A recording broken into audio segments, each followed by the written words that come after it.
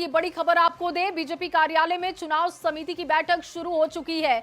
चुनाव समिति के सदस्य बीजेपी कार्यालय पहुंचे। बिहार बीजेपी चुनाव प्रभारी धर्मेंद्र प्रधान और बिहार बीजेपी प्रभारी विनोद तावड़े बैठक में शामिल हुए। इसके अलावा आपको बताएं, बिहार बीजेपी अध्यक्ष दिलीप जायसवाल बैठक में हैं। केंद्रीय मंत्री गिरिराज सिंह, केंद्रीय गृह राज्य मंत्री नित्यानंद राय और इसके साथ ही बीजेपी नेता ऋतुराज सिन्हा भी बैठक में पहुंचे हैं। आपको बता दें कि इस बैठक में उम्मीदवारों के नामों पर चर्चा हो रही है, लिहाजा ये बैठक बेहद अहम मानी जा रही है। चुनाव समिति की इस वक्त बैठक चल रही है, बीजेपी चुनाव समिति की बैठक है। तमाम बड़े नेता इस बैठक में पहुंचे हुए हैं। देखिए बैठक में कौन कौन शामिल है उसकी जानकारी हम आपको दे रहे हैं।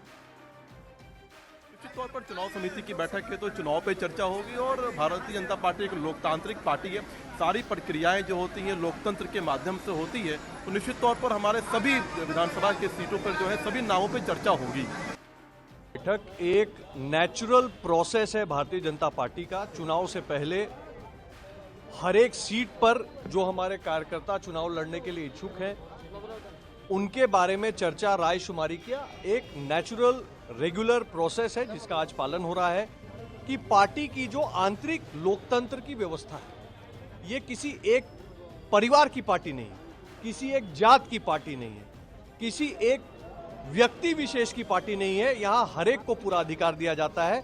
उसका एक अति सुंदर उदाहरण हमारा स्टेट इलेक्शन कमेटी का ये बैठक है। तो चुनाव समिति के सदस्य बीजेपी कार्यालय पहुंचे हैं। बैठक में कौन कौन शामिल है वो भी जान लीजिए। देखिए बीजेपी के नेता हैं ऋतुराज सिन्हा, वो बैठक में हैं। धर्मेंद्र प्रधान हैं बिहार बीजेपी चुनाव प्रभारी। तमाम बड़े नेता बीजेपी के जो हैं वो पहुंचे हुए इस बैठक में।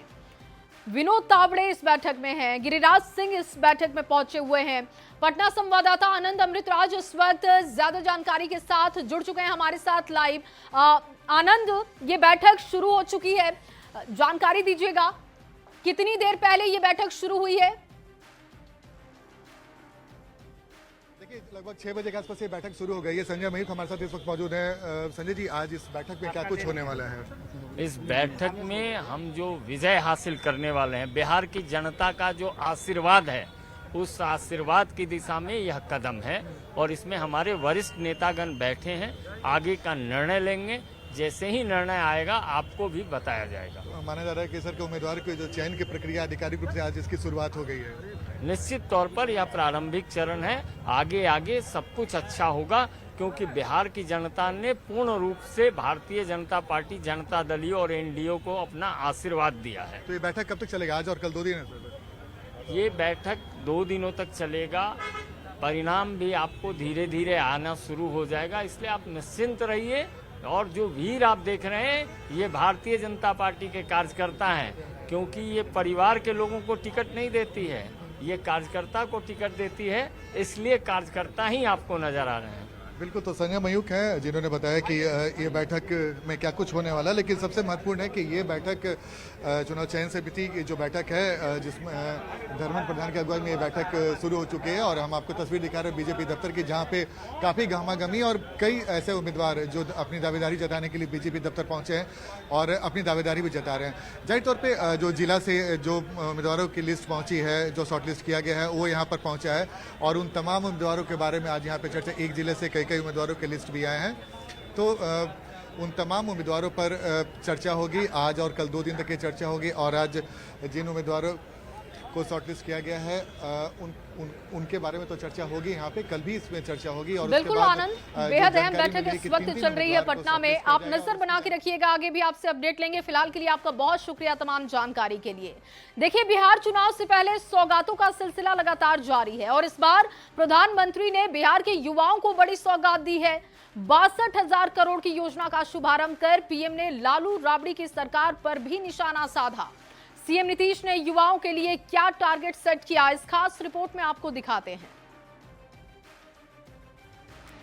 बिहार चुनाव से पहले योजनाओं की बरसात का सिलसिला शनिवार को भी जारी रहा, जब प्रधानमंत्री नरेंद्र मोदी ने दिल्ली से बिहार के युवाओं को बड़ी सौगात दी और लगभग 62,000 करोड़ रुपए की योजनाओं की आधारशिला रखी। विज्ञान भवन में पीएम ने सेतु योजना का शुभारंभ किया। 1000 सरकारी ITI को हब एंड स्पोक मॉडल में अपग्रेड करने की नींव रखी, जिसमें पटना और दरभंगा ITI भी शामिल है। पीएम ने युवाओं से भी संवाद किया, जिसमें उनका पूरा फोकस बिहार पर रहा। बिहार को एक नई स्किल यूनिवर्सिटी मिली है।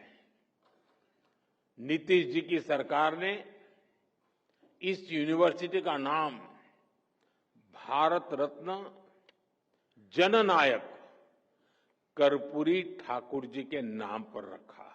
युवा संवाद में प्रधानमंत्री ने सीएम नीतीश की कई उपलब्धियों को गिनाया। पीएम ने दावा किया कि एनडीए की डबल इंजन सरकार ने बिहार के शिक्षण संस्थानों को आधुनिक बनाने के लिए लगातार काम किया है।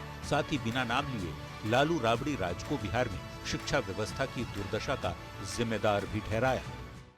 कि 2-2.5 दशक पहले बिहार में शिक्षा व्यवस्था किस तरह तबाह थी। प्रधानमंत्री मोदी ने बिहार के स्नातक पास युवाओं को भी बड़ी सौगात दी और मुख्यमंत्री निश्चय स्वयं सहायता भत्ता योजना की शुरुआत की, जिसके तहत 2 साल तक हर महीने 1000 रुपये प्रतियोगिता परीक्षा की तैयारी के लिए भत्ता के रूप में छात्र छात्राओं को दिया जाएगा। बिहार के करीब 5 लाख युवाओं को इसका लाभ मिलेगा। मौका बड़ा था तो सीएम नीतीश ने भी 5 साल में 50 लाख से ज्यादा नौकरी और रोजगार देने की उपलब्धि भी गिना दी और ये भी वादा किया कि अगले 5 साल में 1 करोड़ के टारगेट को पूरा करना है। और अब ये तय कर दिया गया है हम लोगों के द्वारा कि अगले 5 वर्षों में 1 करोड़ युवाओं को नौकरी रोजगार दिया जाएगा। बिहार सरकार का फोकस महिलाओं के बाद युवाओं पर है, खासकर नए वोटर्स पर, जिन्होंने नीतीश के कार्यकाल में ही पढ़ाई की और नौकरी भी ले रहे हैं। वहीं दूसरी ओर नेता प्रतिपक्ष तेजस्वी यादव भी पढ़ाई लिखाई को बड़ा मुद्दा बताते हुए कलम बांट रहे हैं, सरकारी नौकरी और रोजगार का वादा कर रहे हैं। लिहाजा ये तस्वीर साफ हो गई है कि पिछले चुनाव की तरह इस बार भी नौकरी और रोजगार बड़ा मुद्दा रहने वाला है। देखना ये दिलचस्प होगा कि इसमें किसे कितना फायदा होता है। पटना संवाददाता आनंद अमृतराज के साथ ब्यूरो रिपोर्ट, न्यूज़ 18। और वहीं चुनावी प्रदेश बिहार में सियासत जननायक पर सुलग उठी है। आज पीएम मोदी ने युवाओं के संग दिल्ली से वर्चुअली संवाद किया और इस दौरान प्रधानमंत्री मोदी के निशाने पर कांग्रेस और आरजेडी रही। पीएम मोदी ने बिहार को सावधान किया कि कुछ लोग जननायक पद की चोरी करने की कोशिश में हैं, जिस पर कांग्रेस और आरजेडी भड़क उठी है। आपको ये रिपोर्ट दिखाते हैं। नायक पद कर्पूरी ठाकुर से ही शोभायमान है। आजकल लोग ये जननायक की भी चोरी करने में लगे हैं। बिहार में वोटर अधिकार यात्रा के दौरान कांग्रेस सांसद राहुल गांधी को उनकी पार्टी ने बार बार जननायक क्या बताया, इस पर सियासी बहस छिड़ गई। पहले बीजेपी और जेडीयू ने राहुल गांधी को जननायक कहे जाने का विरोध किया और अब प्रधानमंत्री नरेंद्र मोदी ने जननायक पर सियासी संग्राम छेड़ दिया है। पीएम सेतु योजना की लॉन्चिंग में पीएम मोदी ने बिहार के लोगों को सावधान करते हुए ये निशाना साधा कि कुछ लोग जननायक पद चोरी करने में लगे। आजकल लोग ये जननायक की भी चोरी करने में लगे हैं और इसलिए बिहार के लोगों से मैं जागरूक रहने का आग्रह करूंगा। पिछले दिनों बिहार में वोटर अधिकार यात्रा के समय कांग्रेस पार्टी और खुद प्रदेश अध्यक्ष राजेश राम बार बार हर जिले में राहुल गांधी को जननायक बता रहे थे। सोशल मीडिया पर कांग्रेस के ऐसे सैकड़ों हजारों पोस्ट हैं जिसमें राहुल गांधी को जननायक बताने की कोशिश की गई। अररिया में तो इसी वोटर अधिकार यात्रा के दौरान पूर्णिया सांसद पप्पू यादव ने नेता प्रतिपक्ष तेजस्वी यादव को भी जननायक बताया था, जिसका विरोध सत्ताधारी दल के नेताओं ने तब भी किया और अब भी कर रहे हैं। ऐसे लोगों को बिहार विधानसभा चुनाव में बिहार की जनता करारा तमाचा मारकर उनको जननायक टाइटल चोरी के लिए सजा देगी। कुछ लोग भारत रत्न कर्पूरी ठाकुर जी से जुड़ा जननायक शब्द को चोरी करने की फिराक में, लेकिन किसी शब्द को चोरी करने से कोई जननायक नहीं हो जाएगा। जननायक पर विवाद इसलिए छिड़ा है क्योंकि लोगों ने अब तक बिहार के पूर्व मुख्यमंत्री कर्पूरी ठाकुर को ही जननायक की उपाधि दी, कर्पूरी ठाकुर को ही जननायक के नाम से जाना। लेकिन अब इसी टाइटल को चोरी करने का आरोप पीएम मोदी बिना नाम लिए विपक्ष के नेताओं पर लगा रहे हैं, जिस पर कांग्रेस ने पलटवार किया कि पीएम को दर्द इसलिए है क्योंकि उनको किसी ने कभी जननायक नहीं कहा। लोग उन्हें खुशी खुशी जननायक बुला रहे हैं तो इनको पेट में दर्द हो रहा है, क्योंकि इनको लोगों ने आज तक तो इस सब से संबोधन किया नहीं। जिनका इतिहास जननायक के खिलाफ रहा और वो गांधी का टाइटल का उपयोग करते हैं, वो अपने आप को जननायक कहलाने का शौक रहते हैं। अगर जननायक कहलाना है तो जननायक के आचरण को जीवन में आत्मसात करना पड़ेगा।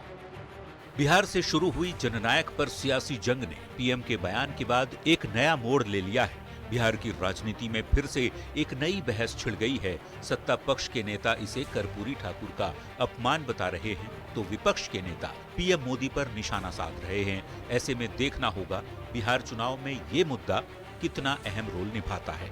पटना संवाददाता विनीता मिश्रा और आनंद अमृतराज के साथ ब्यूरो रिपोर्ट, न्यूज़ 18। और देखिए, बिहार में कभी भी विधानसभा चुनाव का बिगुल बज सकता है, लेकिन उससे पहले निर्वाचन आयोग की टीम पटना में एक्टिव हो चुकी है। आज 12 राजनीतिक दलों के साथ बैठक की गई, जिसमें ज्यादातर पार्टियों ने चुनाव ज्यादा से ज्यादा 2 चरणों में कराने की मांग उठाई। चुनाव को लेकर किस पार्टी की तरफ से क्या दावा किया गया, आपको इस रिपोर्ट में दिखाते हैं।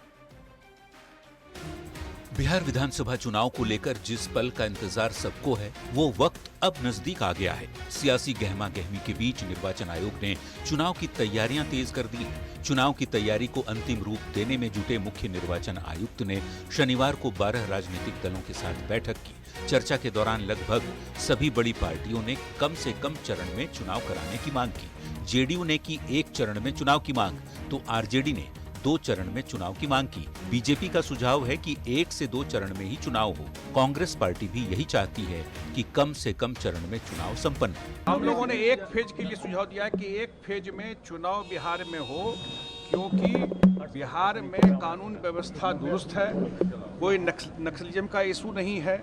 अगर महाराष्ट्र में एक फेज में चुनाव हो सकता है तो बिहार में एक फेज में चुनाव क्यों नहीं हो सकता। सत्ताधारी जनता दल यूनाइटेड के राष्ट्रीय कार्यकारी अध्यक्ष संजय झा की दलील है कि बिहार में कानून व्यवस्था की स्थिति बेहतर है। यदि महाराष्ट्र में 1 चरण में चुनाव हो सकते हैं तो बिहार में क्यों नहीं। सियासी दल के प्रतिनिधियों के साथ बैठक के बाद निर्वाचन आयोग ने भी बयान जारी कर बताया कि राजनीतिक दलों ने कम से कम चरणों में चुनाव कराने का सुझाव दिया है। साथ ही छठ पर्व के तुरंत बाद चुनाव के लिए वोटिंग की भी मांग की है, ताकि छठ पर्व के दौरान बाहर से आने वाले मतदाताओं को वोट डालने की सुविधा मिल सके। मतदान है वो 1 से 2 फेज में 2 फेज तक में करवा लिया जाए, क्योंकि ज्यादा फेज होने से इस पर जो है मतदाता को भी और जो हमारे उम्मीदवार होते हैं उनका भी खर्च भी बढ़ता है। भारतीय जनता पार्टी ने चुनाव प्रक्रिया को लंबा नहीं खींचने की बात कही है। साथ ही मतदान केंद्रों पर बुर्का पहनने वाली महिलाओं के चेहरों का मिलान उनके वोटर आई कार्ड से कराने की मांग की है, ताकि केवल योग्य और सही मतदाता ही वोट डाल सकें। वहीं बैठक में आरजेडी ने एसआईआर के मुद्दे को भी उठाया और निर्वाचन आयोग से वोटर लिस्ट रिवीजन में काटे गए नामों की जानकारी मांगी। साथ ही 1 परिवार 1 बूथ की भी मांग की गई। राजनीतिक दलों के सुझाव पर निर्वाचन आयोग ने बताया कि मतदान केंद्रों पर मतदाताओं की अधिकतम संख्या 1200 तय की गई है, ताकि चुनाव के पर्व को सौहार्द से मनाया जा सके और मतदाता का सम्मान भी हो। राजनीतिक दल जनतंत्र की आधारशिला हैं, इसलिए पारदर्शी चुनाव में भागीदारी सुनिश्चित करें। अब हर किसी को इस बात का इंतजार है कि आयोग बिहार चुनाव की तारीखों का ऐलान कब करता है और चुनाव कितने चरण में होते हैं। पटना संवाददाता रवि एस नारायण और धर्मेंद्र कुमार के साथ ब्यूरो रिपोर्ट, न्यूज़ 18। तो एक तरफ निर्वाचन आयोग 2 दिवसीय बिहार दौरे पर है, तो दूसरी तरफ तेजस्वी यादव आज अपने विधानसभा क्षेत्र के लोगों के लिए अपने घर पर भोज का उन्होंने आयोजन किया। इस भोज में राघोपुर से आई बड़ी संख्या में लोग भोजन करते हुए दिखे। लोगों के लिए तेजस्वी ने मनोरंजन की भी व्यवस्था की थी। भोज के बाद जब तेजस्वी मीडिया के सामने आए तब उन्होंने कहा कि हमारे दल के प्रतिनिधियों ने निर्वाचन आयोग के सामने अपनी बात रखी। उम्मीद करते हैं कि इस बार बिहार का चुनाव निष्पक्ष हो, किसी की मदद के लिए चुनाव ना कराया जाए। लोकतंत्र में जनता मालिक है, जनता का पूरा हक बनता है कि चुनाव अच्छे वातावरण में हो।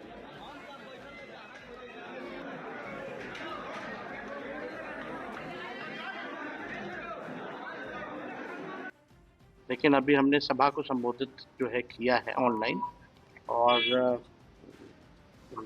संजीव जी पार्टी ज्वाइन किए हैं, उनका हम लोग पार्टी में स्वागत करते हैं। और भी विधायक हैं जो कि लोग बहुत लोग हैं, इच्छुक हैं लोग आने में, है ना। जब जैसे होगा तो आप लोग को खबर कर दिया जाएगा। पहले तो विधायक की कुछ संख्या पर कोई संख्या हम लोग ऐसे नहीं, जब भी कोई होगा तो पता चली जाएगी, उसमें कोई छुपाने वाली बात थोड़ी है, सबके सामने ही होना है।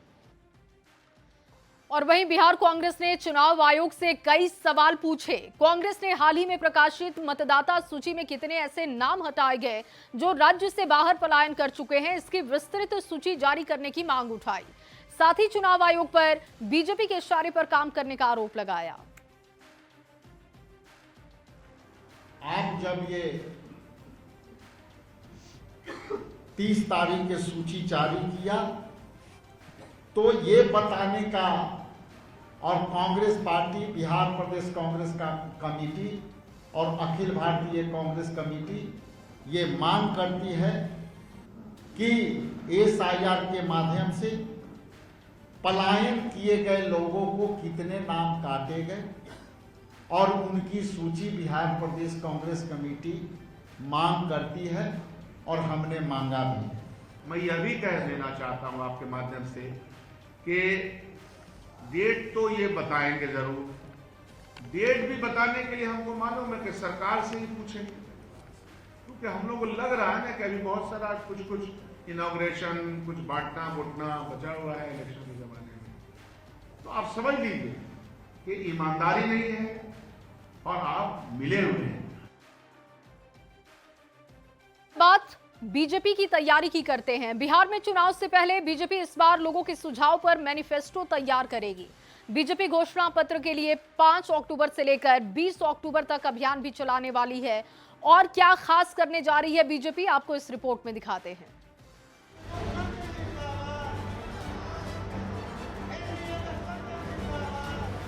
बिहार में चुनाव को लेकर बीजेपी सहित सभी राजनीतिक पार्टियां पूरी तरह से तैयारी में जुट गई है।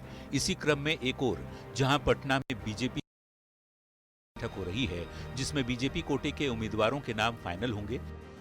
दूसरी ओर बीजेपी इस बार लोगों के सुझाव पर मैनिफेस्टो तैयार करने जा रही है, जिसकी जानकारी बीजेपी मैनिफेस्टो कमेटी की बैठक के बाद मंत्री प्रेम कुमार ने दी। एक अभियान हमारा है घर घर जनसंपर्क अभियान। जाकर अभियान जब शुरू करने जा रहे हैं, कल यहाँ से हम सब रवाना करेंगे LED रथ को। हमारे माननीय अध्यक्ष जी, माननीय मुख्यमंत्री जी के कुशल नेतृत्व में कल रवाना किया जाएगा। बीजेपी घोषणा पत्र के लिए 5 अक्टूबर से 20 अक्टूबर तक अभियान चलाएगी। बिहार भर में 1 करोड़ लोगों तक पहुंचकर घोषणा पत्र के जरिए सलाह लिया जाएगा। लोग अपने सुझाव मिस्ड कॉल, पत्र और फोन कर दे सकते हैं। साथ ही बिहार भर में रविवार से LED चुनाव रथ रवाना किया जाएगा। 11-12 अक्टूबर को बीजेपी सदस्य हर घर पहुंचेंगे। सभी 38 जिला केंद्रों पर 3000 पेटी रखी जाएगी। हर चौक चौराहा पर QR कोड लगाया जाएगा। QR कोड के जरिए भी लोग सुझाव दे सकते हैं। घोषणा पत्र के लिए बीजेपी वेबसाइट लॉन्च करेगी। वेबसाइट पर जाकर लोग अपना सुझाव दे सकते हैं। सुझाव के लिए नया WhatsApp नंबर भी जारी होगा। 8980243243 नंबर पर भी लोग सुझाव दे सकते हैं।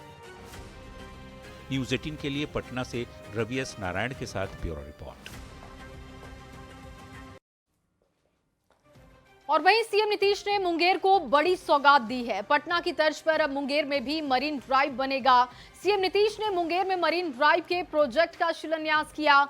साथ ही 250 करोड़ की लागत से लगेगा वहां पर मदर डेयरी का प्लांट, जिसको लेकर जमालपुर में सीएम ने इस प्रोजेक्ट का शुभारंभ कर दिया है।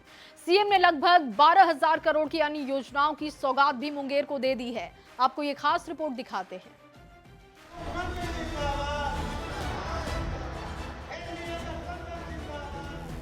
चुनावी साल में सीएम नीतीश सौगातों की बारिश कर रहे हैं। सीएम नीतीश ने मुंगेर को करोड़ों की योजनाओं की सौगात दी। सीएम नीतीश ने पटना के मरीन ड्राइव की तर्ज पर मुंगेर में 5,119 करोड़ की लागत से बने 42 किलोमीटर लंबे मरीन ड्राइव का शिलान्यास किया। ये मरीन ड्राइव मुंगेर को सुल्तानगंज से जोड़ेगा। गंगा नदी के किनारे बनने वाला भव्य रिवर फ्रंट न केवल शहर के सौंदर्यीकरण को बढ़ाएगा, बल्कि पर्यटन का एक बड़ा केंद्र बनेगा। सीएम नीतीश ने मुंगेर को एक बड़ी योजना की सौगात दी। जमालपुर में सीएम ने 250 करोड़ की लागत से मदर डेयरी के मिल्क प्रोसेसिंग प्लांट का भी शिलान्यास किया। ये प्लांट मुंगेर और आसपास के क्षेत्रों में दूध उत्पादन को बढ़ावा देगा। इस प्लांट से बड़े पैमाने पर रोजगार के अवसर पैदा होंगे। जहाँ जो भी कमी रहेगी उसे पूरा किया जाएगा। मैं आपको बता देते हैं, राजीव रंजन सिंह और बुलंदन बाबू को तो हम कह दिए कि सब लोगों का देख लीजिए और जहाँ कहीं भी कोई कमी रहे उन सब लोगों का ध्यान लीजिए और तुरंत राज्य सरकार को खबर कर दीजिए और ये सब हो जाएगा तो सब लोगों के हित में पूरा का पूरा काम होगा। शनिवार का दिन मुंगेर के विकास के नाम रहा। सीएम नीतीश ने एक साथ कई योजनाओं को सुपुर्द कर मुंगेर की जनता का दिल जीत लिया। सीएम ने मरीन ड्राइव और मदर डेयरी मिल्क प्रोसेसिंग के अलावा कई विकास परियोजनाओं और इंफ्रास्ट्रक्चर के विकास से जुड़ी योजनाओं की आधारशिला रखी। ये योजनाएं मुंगेर में बुनियादी सुविधाएं और आर्थिक गतिविधियों को मजबूत करेंगी। चुनावी साल में सीएम हर जिले में सौगातों की बौछार कर रहे हैं। मुंगेर की जनता सीएम नीतीश के इस सौगात से गदगद है। न्यूज़ 18 के लिए मुंगेर से अरुण कुमार की रिपोर्ट। और एक तरफ निर्वाचन आयोग 2 दिवसीय बिहार दौरे पर है, तो दूसरी तरफ तेजस्वी यादव आज अपने विधानसभा क्षेत्र के लोगों के लिए अपने घर पर उन्होंने भोज का आयोजन किया। देखिए, इस भोज में राघोपुर से बड़ी संख्या में लोग पहुंचे। तेजस्वी ने मनोरंजन की भी यहां पर व्यवस्था कर रखी थी। भोज के बाद जब तेजस्वी मीडिया के सामने आए तो उन्होंने कहा कि हमारे दल के प्रतिनिधियों ने निर्वाचन आयोग के सामने अपनी बात रखी है। उम्मीद करते हैं कि इस बार बिहार का चुनाव निष्पक्ष होगा, किसी की मदद के लिए चुनाव ना हो। लोकतंत्र में जनता मालिक है और जनता का पूरा हक बनता है कि चुनाव अच्छे वातावरण में हो। ये सारे दलों के साथ क्या कहिए? हमारे दल के प्रतिनिधि लोग गए थे, अपनी बात को रखा है उन्होंने, और उम्मीद करते हैं कि इस बार बिहार का चुनाव जो है निष्पक्ष तरीके से हो, ना कि किसी को मदद करने के लिए चुनाव कराया जाए। लोकतंत्र में जनता मालिक है और जनता को पूरा अधिकार और हक बनता है कि चुनाव जो है फ्री और अच्छे वातावरण। और वहीं जन स्वराज पार्टी 9 अक्टूबर को बिहार विधानसभा चुनाव के लिए पार्टी उम्मीदवारों की पहली लिस्ट जारी करेगी। पार्टी के संस्थापक प्रशांत किशोर ने अपनी यात्रा के बाद अपने कार्यकर्ताओं को संबोधित करते हुए कहा कि हमारी 1 साल की यात्रा ईमानदार रही। मेरे पास जितनी बुद्धि और शक्ति है सब इस प्रयास में लगाएंगे। वहीं पार्टी के राष्ट्रीय अध्यक्ष उदय सिंह ने कहा कि पिछले साल 2 अक्टूबर को अस्तित्व में आई पार्टी ने 1 साल में ही ऐसी मजबूत व्यवस्था खड़ी कर दी कि प्रशांत किशोर की चर्चा देश ही नहीं बल्कि विदेश में भी हो रही है। हम लोग की यात्रा शानदार रही कि नहीं, ये तो इतिहासकार इसका आकलन करेंगे, लोग बताएंगे। हम इतना ही आपसे कह सकते हैं कि हम लोग की यात्रा शानदार रही या न रही, पिछले 1 साल यात्रा ईमानदार जरूर रही है। हम लोगों ने जो संकल्प लेकर इस यात्रा की शुरुआत की है, उसके ईमानदारी पर, उसकी शुद्धता पर अभी तक तो कम से कम किसी ने आंच नहीं आने दी है। उसमें आप सबका सहयोग है। जिनके नेतृत्व में हमारा ये 1 वर्ष पूरा हुआ, मंच में बैठे मेरे बाएं ओर एक साधारण नहीं असाधारण मानव प्रशांत किशोर जी, जिनकी एक सोच ने एक इतनी बड़ी व्यवस्था खड़ी कर दी पिछले 3 वर्षों में कि आज बिहार के लोग ही नहीं, हिंदुस्तान के लोग ही नहीं, विश्व के लोग इस बिहार पर नजर टिकाए बैठे हैं कि कोई ऐसा भी प्रयास हो सकता है क्या। और चलिए आगे बढ़ते हुए आपको खबर पटना से दे। शिक्षा विभाग से हटाए गए बीपीएम और डीपीएम ने बहाली की मांग को लेकर मोर्चा खोल दिया है और दूसरे दिन भी गर्दनीबाग में सरकार के खिलाफ सभी ने जमकर प्रदर्शन और हंगामा किया। सभी बीपीएम और डीपीएम ने शिक्षा विभाग पर बिना वजह के असमय सेवा से हटाए जाने का आरोप लगाया है और फिर से बहाली की मांग उठाई। प्रदर्शन का जायजा लिया है न्यूज़ 18 संवाददाता रजनीश कुमार ने। आपको दिखाते हैं उनकी पूरी रिपोर्ट। शिक्षा विभाग से हटाए गए बीपीएम और डीपीएम लगातार प्रदर्शन करते आ रहे हैं। फिर से एक बार गर्दनीबाग में सभी जुटे हैं और कल से ही सरकार के खिलाफ नारेबाजी कर रहे हैं, क्योंकि ये लोग अलग अलग जिले में, प्रखंडों में कार्यरत थे और सभी डिग्री है इनके पास, यानी ग्रेजुएशन के अलावा पीजी, एमबीए, उसके साथ साथ बीटेक, एमटेक और तमाम डिग्री होने के बावजूद इन्हें बाहर का रास्ता दिखा दिया गया है। जबकि शिक्षा विभाग ने इन्हें बहाल किया था और बहाल करने के बाद तमाम जो काम था ये लोग देख रहे थे। अचानक जब नौकरी गई है तो ये लोग बेरोजगार हो गए हैं। जरा बातचीत करेंगे, क्योंकि अब चुनावी साल है और हर किसी को रोजगार मिल रहा है, नौकरियां मिल रही है। क्या लग रहा है, बहाली क्यों नहीं हो रही है? सर, बहाली सरकार हमारी सुन ही नहीं रही है। शिक्षा विभाग के जो वर्तमान एसीएस हैं वो बिहारियों को जो है गलत तरीके से हम लोग से पेश आ रहे हैं और हम लोग को अपमानित ढंग से हम लोग को बोल रहे हैं। माननीय मुख्यमंत्री के खिलाफ भी अपमानित ढंग से बोल रहे हैं और ये अपमान बिहार का अपमान है। आप लोगों ने मुलाकात की? हम लोगों ने मुलाकात की और उन्होंने गलत शब्दों से जो है संबोधित किया, असंवैधानिक शब्दों का प्रयोग किया है उन्होंने। क्या डिमांड है? सर, डिमांड है कि हमारे साथ जो हो रही अत्याचार हुआ है, हमारे साथ जो अन्याय हुआ है, इसके खिलाफ हम लोग को फिर से शिक्षा विभाग में हम लोग जो कार्यरत है, हम लोग को नौकरी फिर से वापस दिया जाए। क्या था वर्क का प्रोफाइल, क्या था? सर, हम लोग ई शिक्षा कोर्स के माध्यम से जो भी कार्य था उनको देखते थे ब्लॉक स्तर पे, और हम लोग प्रखंड स्तर पे जो भी कार्य था उनका मॉनिटरिंग करते थे। क्या नाम हुआ आपका? मेरा नाम आयुष सिंह हुआ। कब तक का अल्टीमेटम है? चूंकि अब वक्त कम है और अब तो चुनाव का शंखनाद जो है वो बजने वाला है। हम लोग आज दूसरे दिन अपना धरना प्रदर्शन कर रहे हैं। आज के बाद भी अगर सरकार हम लोग का बात नहीं सुनती है या शिक्षा विभाग के शिक्षा मंत्री हम लोग का नहीं सुनते, तो हम लोग अब आमरण अनशन पे बैठने का काम करेंगे। हम लोग का सिर्फ एक सिंगल डिमांड है कि हम लोग को बीपीएम डीपीएम को वापस किया जाए, वापस लिया जाए। के तमाम अलग अलग जिले से, प्रखंडों में जो कार्यरत डीपीएम हो, बीपीएम हो, लगभग जिनकी संख्या 8000 से ज्यादा थी, और ये लोग प्रखंड से लेकर जिला मुख्यालय तक शिक्षा विभाग के सभी कार्यों को देखते थे और सरकार एक तरह से जो आंकड़े जारी करती थी उसमें भी कहीं न कहीं सफलता की बात करती थी, जिसमें बीपीएम और डीपीएम मानते हैं कि हम लोगों की वजह से ऐसा होता था। लेकिन अचानक बेवजह, बिना किसी कारण के सबको बाहर का रास्ता दिखा दिया गया, जिसको लेकर सभी प्रदर्शन कर रहे हैं और पुनर्बहाली की मांग कर रहे हैं। कैमरा रजनीश कुमार।